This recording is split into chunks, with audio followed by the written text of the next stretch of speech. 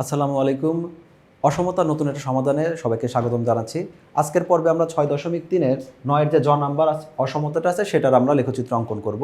যেখানে দেওয়া আছে y লেস দ্যান x+2 এরকম একটা অসমতা, এবং বরাবরের মতো এবারও আমরা কি করব, অসমতাটাকে প্রথমে একটা সমীকরণ ধরে সেই সমীকরণের লেখচিত্র অঙ্কন করব, তারপর অসমতা আমরা ব্যাক করব। এটা যদি আমাদের অসমতা হয়, এই অসমতাটাকে আমরা প্রথমে সমীকরণ ধরব, অর্থাৎ আমরা প্রথমে বলবো যে এখানে ধরে নিব এবং লিখেও দিব যে এটা ধরি।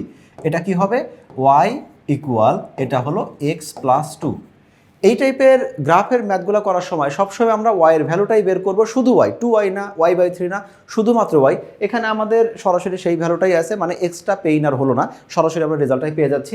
এরপরে আমরা x এর ভ্যালুর জন্য, মানে x কে স্বাধীন রাখবো, x এর ভ্যালুর জন্য আমরা y এর ভ্যালুগুলো বের করব। তাহলে এই ভ্যালুটা বের করব, এবং আমরা সাধারণত অনেক সময় বলে থাকি যে সুবিধাজনক কয়টা মান পাই। এই সুবিধাজনক মান বলতে বোঝায় যে এমন কোনো মান নিব না যে মানটা আমাদের এখানে হবে ভগ্নাংশ, অথবা যে মানটা আমাদের খুব বেশি ডিফারেন্স হবে। একটা 3 নিলাম, একটা 300 নিলাম, তাহলে তো এই লেখচিত্রের মধ্যে তো আবার বসানো লাগবে, বসানো যাবে, সেক্ষেত্রে ম্যাথটা অনেকটা কমপ্লেক্স রিপ্রেজেন্টেশন হয়। তাহলে এখানে আমি x সমান সবচেয়ে ইজি ক্যালকুলেশন 0 ধরলাম। x যদি 0 ধরি, y এর মানটা আসছে শুধু +2। x যদি আমরা -2 ধরি তাহলে y আসবে 0, আর x যদি আমি ধরলাম এটা 2 ধরলাম, তাহলে এখানে আসলো 4। এই যে তিনটা আমরা স্থানাঙ্ক পাচ্ছি, এই ক্যালকুলেশনটা খুবই ছোট, ইভেন এখানে ক্যালকুলেটর ইউজ করার কোনো প্রয়োজন নেই, মুখেই করা যাবে।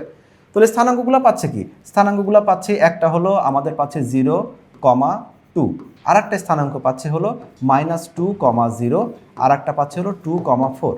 এই যে তিনটা বিন্দু পাচ্ছি, যে কোনো তিনটা বিন্দুর জন্য আমরা লেখচিত্রটা চেক করতে পারি। তোমরাও চেষ্টা করবে এখানে আমরা যেগুলোতে চেক করি প্র্যাকটিস করার সময় তার বাইরে কোনো বিন্দু দিয়ে চেক করার জন্য, দেখবে ফলাফল একই রকম আসবে। এখন এইটাকে যখন আমরা লেখচিত্রে রিপ্রেজেন্ট করব, তখন আমাদের খুব স্বাভাবিকভাবে একটা লেখচিত্রের যে এক্স অক্ষ ওয়াই অক্ষ সেটা অঙ্কন করে নিব। সেটা করার জন্য তোমরা এভাবে কখনোই এই প্লাস মাইনাস এই সাইনগুলো দিবে না। আমি তোমাকে বারবারই শুধু তোমাকে বোঝানোর চেষ্টা করছি যে এক্সের ভ্যালুগুলো যদি পজিটিভ হয় তাহলে ডান দিকে যাবে, নেগেটিভ হলে বাম দিকে যাবে, ওয়াই পজিটিভ হলে ওয়াই উপরের দিকে, ওয়াই নেগেটিভ হলে ওয়াই নিচের দিকে, এটুকু আসবে। এখন যে বিন্দুগুলো দেখতে পাচ্ছি 0,2, এই বিন্দুটা কি এক্স 0, মানে এক্স বামেও যাবে না ডানেও যাবে না, এক্স এর মান বাম ডানে মুভ করে, ওয়াই উপর নিচে মুভ করে। এক্স যেহেতু 0 কোথাও মুভ করবে না, ওয়াই শুধু উপরের দিকে 2 ঘর, আমি ধরলাম 1, 2, এইটা হলো আমাদের ওয়াইয়ের ঘরটা। এখানে আমি তাহলে প্রথমে ওয়াইয়ের প্রথম বিন্দুটা বসাই দিলাম। তারপরেরটা আছে x-2, মানে এক্স বাম দিকে যাবে, এক্স বাম দিকে গেল, ওয়াই আমাদের 0, তার মানে এখানে ওয়াই এখানেই থাকবে।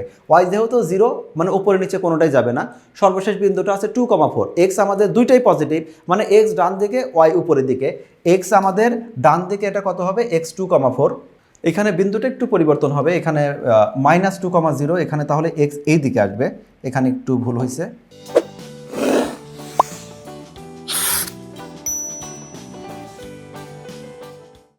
-2, এক্স এর মান আছে -2, ওয়াই আমাদের 0, তাহলে এক্স বাম দিকে আসবে, বাম দিকে, এখানে আমাদের 0 হয়ে যাবে।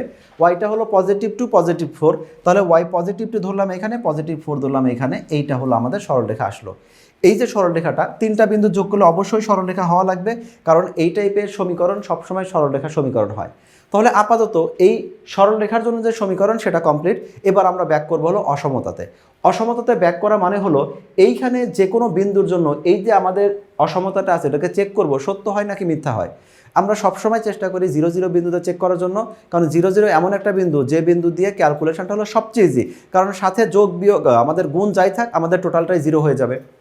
তাহলে জায়গায় এটাকে যদি এই সমীকরণটাকে আমরা মূল বিন্দুতে চেক করি, অর্থাৎ এক্স এর জন্য 0 বসাবো, ওয়াই এর জন্য 0 বসাবো, তাহলে কি হবে, ওয়াইও 0, এখানে আমাদের এক্স এর মানটাও 0, প্লাস এখানে 2, ফাইনালি থাকছে 0 > 2, এই একটা আমাদের রেজাল্ট দাঁড়ালো।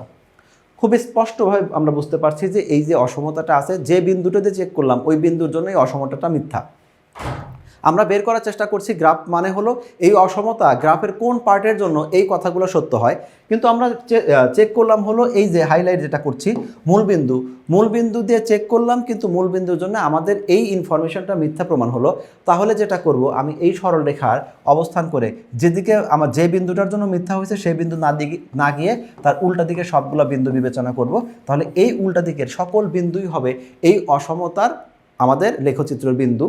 এবং যেহেতু এখানে আমাদের শুধুমাত্র লেস দ্যান দেওয়া আছে, তাহলে এক্ষেত্রে আমাদের সরলরেখা যেটা পাইছি, সরলরেখার উপরে কোনো বিন্দু এই লেখচিত্রের অংশ হবে না, এর পরবর্তী হবে।